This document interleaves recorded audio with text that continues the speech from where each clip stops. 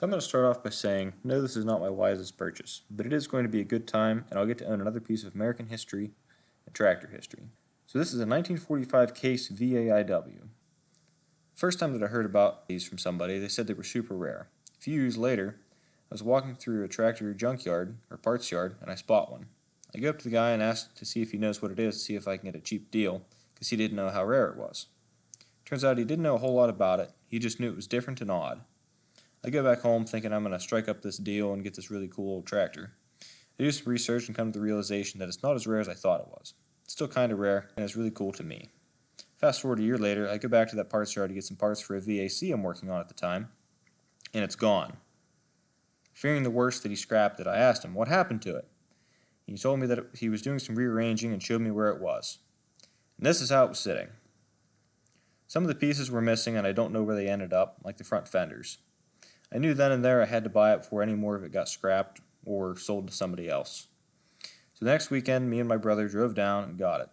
The drive home was sketchy because the truck and trailer was not rated for the kind of weight that tractor ended up being, and the roads were less than ideal that night. But we got home. The big four-wheel drive tractor that we have lifted it off the trailer, but it was not very happy about it, and the back wheels were off the ground. And it's the Case David Brown 1494. We got it home, did some research, and looking at it, the front axle is not correct. Talking to some other people, it appears to be off of a forklift, but I can't be 100% sure on that. But it should bolt right up. It's missing the leaf spring in the front because of the axle swap. I'm not sure what this lever is, though. If you do know, please let me know. Alright, so let's get into the video. Alright, so we're back on the project of that VAIW. First step of the process is take the fenders off because our big loader tractor was begging for dear mercy trying to unload it. And trying to get it in the garage, that one won't fit, so we only had our little loader tractor. So first thing, we took the fenders off to make it more manageable, which took some other little pieces off, like behind the seat. There's this bracket here that's going to need remade, most likely. Yeah, I'll bring you in the garage, see where we're at now. So this here, David Brown 885 with the loader. Once the fenders were off, this was able to make easy work getting in the garage and flipping it from side to side to get the fenders off. But in the process, my brother was on the tractor and he flipped it a little too far and busted a very, very vital component. The steering. So that's cast iron. I'm going to see if any VAC ones will fit first, but I'm pretty sure this is shorter from here to here than any of the other ones. But I'm going to do some cross-examination, figure that out first. But here's where we're at. Fenders are off. Looking at it, it just looks like a pile of scrap. That's where you'd be right. But we're going to turn this back into a running, driving tractor, hopefully, before our show this summer. Because their feature is Alf Chalmers and industrial equipment. And this is about as industrial as it gets. So we're going to get to work on tearing it apart, seeing what we need to fix, seeing what we can just leave alone. Right now the struggle is going to be finding some rims and tires for it. I have the front axle, I have another VAC motor. Either that one, the one out of that tractor is going to go in this one. We'll see. So here's a little bit about the VAIW. It's part of the VA series, it's an industrial model, and it's the warehouse-specific model. Now a lot of these were bought by the U.S. government for all sorts of tasks during World War II. Some had improvised crane loader setups for loading bombs, but many of them were used as airplane tugs. After the war, the remainder of them were sold off to private users or scrapped, and the number of remaining survivors are unknown. After scraping back all the different layers of paint, it started with red primer, OD green, then yellow. So being it's a 1945, most likely it was a war production, painted for service but never actually saw service, then sold to a private user. Throughout the beginning journey of owning this tractor, I've talked to a couple different people who have had these in the past or still do own one. One guy I was talking to said that the guy he bought his off of still used his every day to tow his private helicopter around. It's so amazing to see that these 1940s tractors are still being used today and earning their keep. Another Case tractor collector I talked to and bought some other tractors off of said that out of all the tractors he had in his collection, this was probably his favorite one to drive around because it was just so neat, different, and small, but yet such a big and heavy tractor at the same time.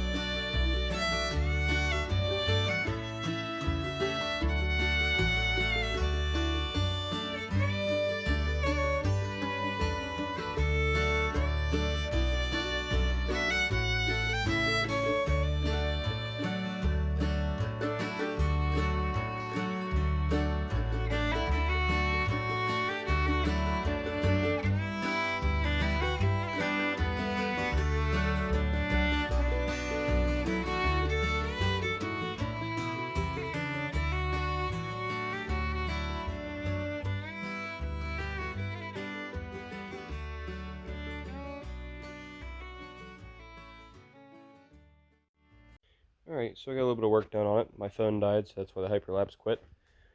Anyway, so I got all the extra fancy skirts and stuff off, or whatever you want to call that platform thing. Got the steering out. Doesn't look too bad in there. I mean, it's just old nasty grease, but it's fine. All the gears look pretty decent, except where I got dirt on them. If I don't drop it on the ground, stay. Good boy. Anyway, back over in this one. That was a pain to get this out. It did not want to slide out of that collar, but this doesn't look bad.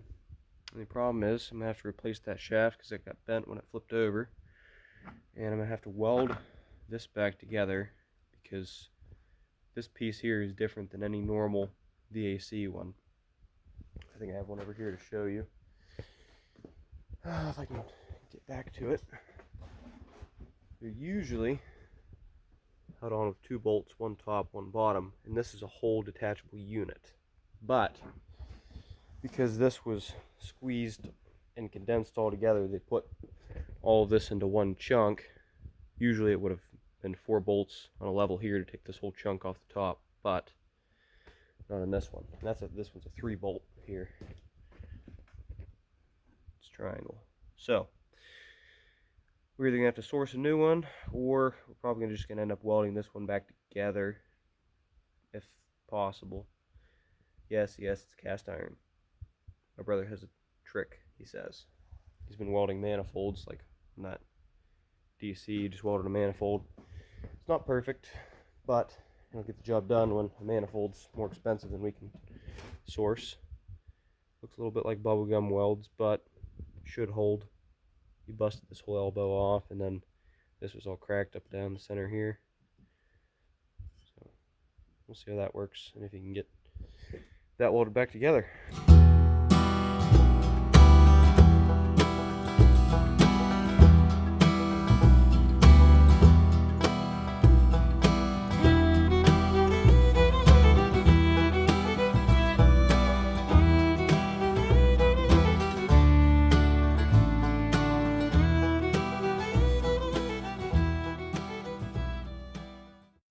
Alright, so took the top cover off, looked in there. Holy cow, that oil looks original. Or old anyways. It's like tar, like super, super thick. Look at that draining. I'll take the top cover off, let you see in there.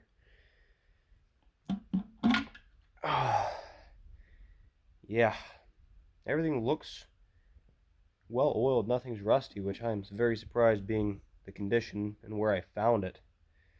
I'm very, very happy with what that is in there. Yes, good.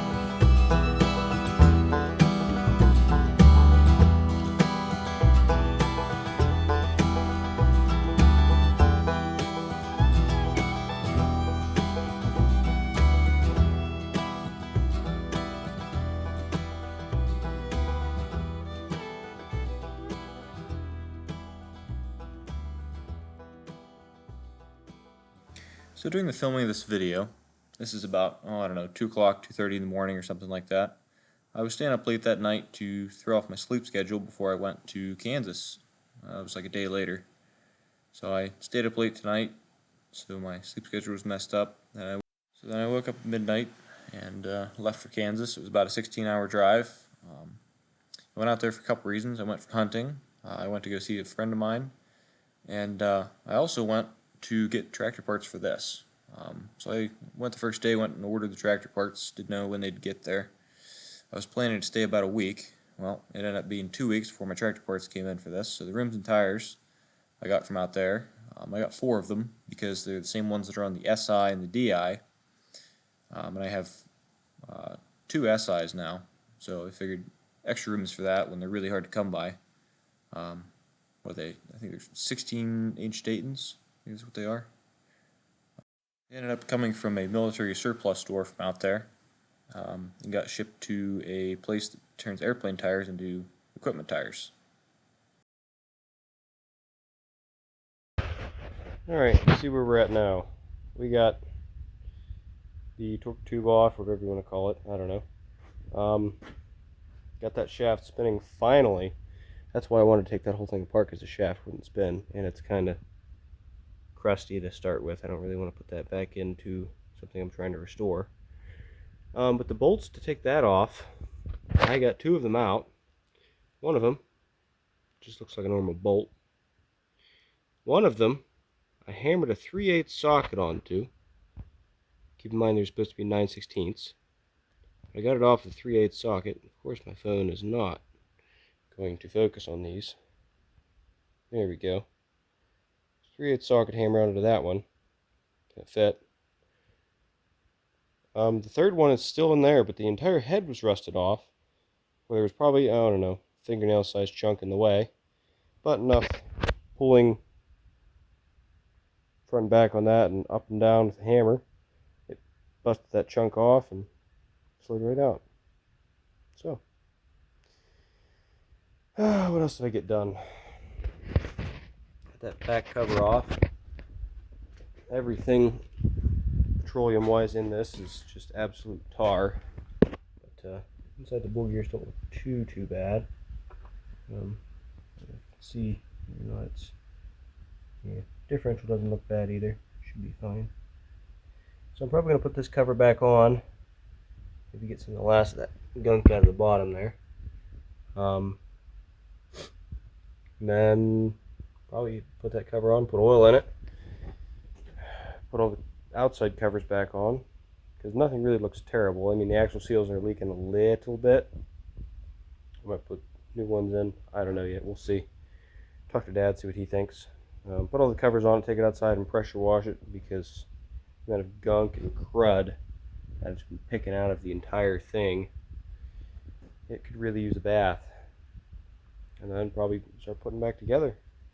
Put an engine in it, probably the engine out of that one, because long story on that one, we'll just leave it at needs help. I need help, but I can't help that. Yep, okay. That one needs a full rebuild. Every single bearing, rod bearing is out. So that one just needs thrust bearings, so I'll do that. That's a lot easier job. Stick it in this. I got the front axle outside. I don't know. Fire it up, see if it runs in paint, I guess. That's going to be a long ways from now. I'll tell you that much. Alright. Probably be the end of this video. Yeah, that's where we're at, I guess.